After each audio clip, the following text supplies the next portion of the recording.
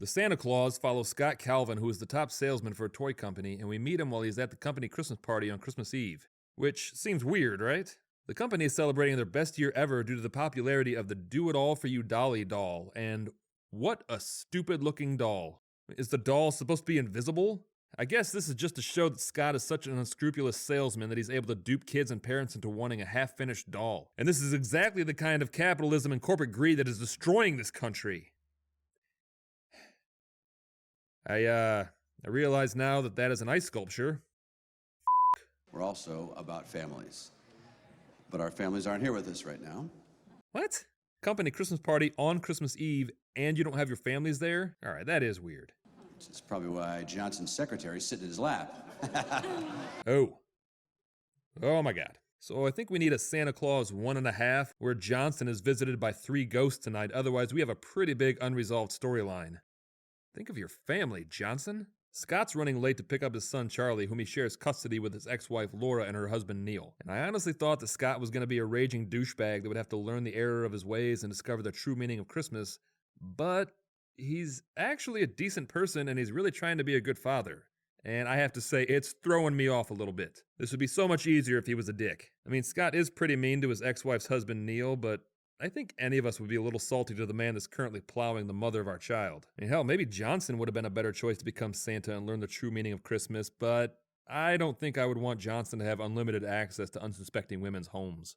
And who gave you permission to tell Charlie there's no Santa Claus? Sat him down and told him that there was a Santa Claus. like a feeling, you know, more like a state of mind than a person.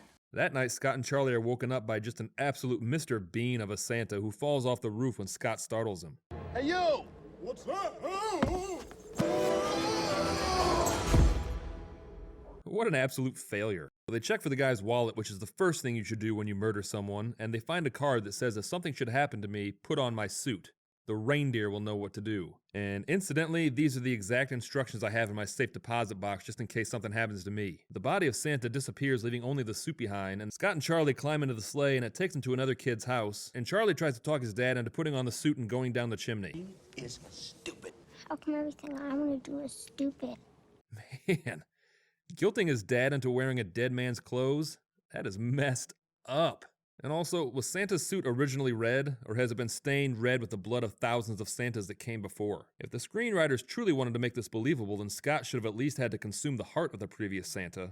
Everyone knows that is the quickest way to absorb someone's essence. So they deliver toys all throughout the night, and I know this isn't the point, but Scott's front door has been unlocked this whole time, and that would just make me super anxious. So instead of taking them back home, the reindeer fly him and Charlie to the North Pole, and no one is concerned that a different person came back instead of the Santa that they originally sent out. Imagine if your work, your bosses were constantly getting killed and some stranger shows up on Monday having assumed their identity, and they keep asking if you've landed the Peterson account. I don't think I would ever get used to that. He fell subject to the Santa Claus. It means you put on the suit, you're the big guy. It's ridiculous. I never put on a suit just a... Try to understand this. It fell off the roof, your roof.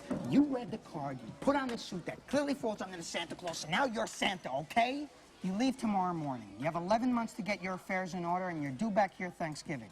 So you're flying around the entire world all in one night, encountering just a metric shit ton of hazards, and that has to result in a new Santa every year. Possibly multiple Santas in a single night. Then you have to spend an entire year just getting the new guy up to speed. I mean, this whole system is just wildly inefficient. The elf in charge of that never-ending task is Bernard, and he is not sympathetic to the responsibility that has been thrust upon Scott whatsoever. I mean, these elves are all business, which is fine. I mean, there's no sense getting emotionally attached. So Bernard shows Scott the fine print on the business card, which basically says that whoever wears the suit is Santa Claus until such time that they are unable to continue being Santa by either accident or design. You know, I would take that to mean that he could, by design, choose to not be Santa, but Bernard makes it seem like that is not an option whatsoever, and they only give him 11 months to get his affairs in order, and he has to report back by next Thanksgiving. Scott wakes up the next morning thinking that it was all a dream, and Laura gets mad because Charlie is excitedly going on about how his dad is the new Santa. Dad was Santa, and Larry showed me the workshop. You know where they make all the toys? Gee, thanks for keeping his feet on the ground. He's 7. That is a perfectly reasonable thing for a child to pretend. Everyone loses their damn minds even more at career day when Charlie tells everyone that his dad killed Santa and is now the new Santa Claus. Let me get this straight, Santa. When I grow up, if I want to be Santa Claus, all I gotta do is push you off a roof? By the rules of this horrifying universe, yes. But you don't have to limit yourself to that. You can literally murder Santa any way that you see fit, and you won't go to prison. Everyone is so freaked out that they get a child psychologist involved, and Laura becomes increasingly concerned with her son's delusions. This is far more serious than a boy believing or not believing in Santa Claus. Because Charlie thinks that this whole thing actually happened. Come on, Prancer. Whoa! We can't stop. Again, he's 7 years old and playing pretend. I'm a grown man and I still do the force wave to open automatic doors. Scott then begins to go through the Santa transformation and wakes up having gained 45 pounds and grown a full beard. And this causes Laura and Neil to pull Charlie out of his soccer game. Like, God forbid you gain a little weight and don't shave in this town. Laura and Neil then decide that it's best to remove Scott's visitation rights, and man, everyone is very concerned that a tiny child believes in Santa Claus. So it's Thanksgiving and Scott decides to go against the judge's orders and take Charlie with him to the North Pole. Now, up to this point, I have been on Scott's side, but in Laura's mind, her child has just been kidnapped by someone that she believes to have mental problems. Hello? Do you want to play a reindeer game? Up at the North Pole, it's finally Christmas Eve, and the elves have implemented some of Charlie's ideas to modify the sleigh. Charlie and I put our heads together, and I think we've got a few surprises for you.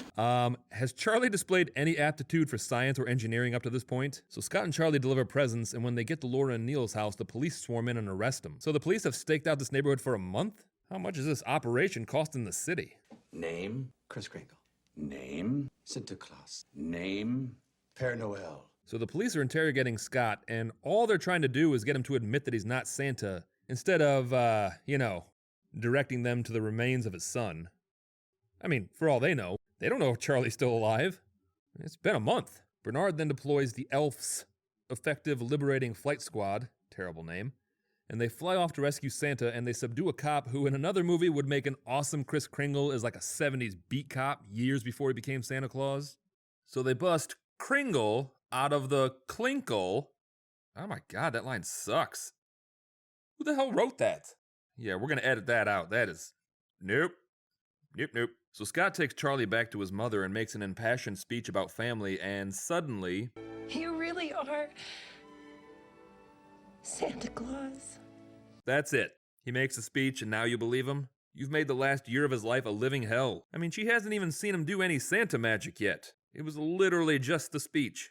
So the police and the rest of the neighborhood watch Scott literally not give a flying f*** about keeping Santa a secret, and he flies off to continue delivering toys. I think I'm going to go into the family business. By killing my dad and assuming his identity while any evidence that he ever existed just disappears. You know, I'm gonna say it. This movie's kind of weird. But don't worry, things will become even more psychotic the more the rules of this universe are fleshed out.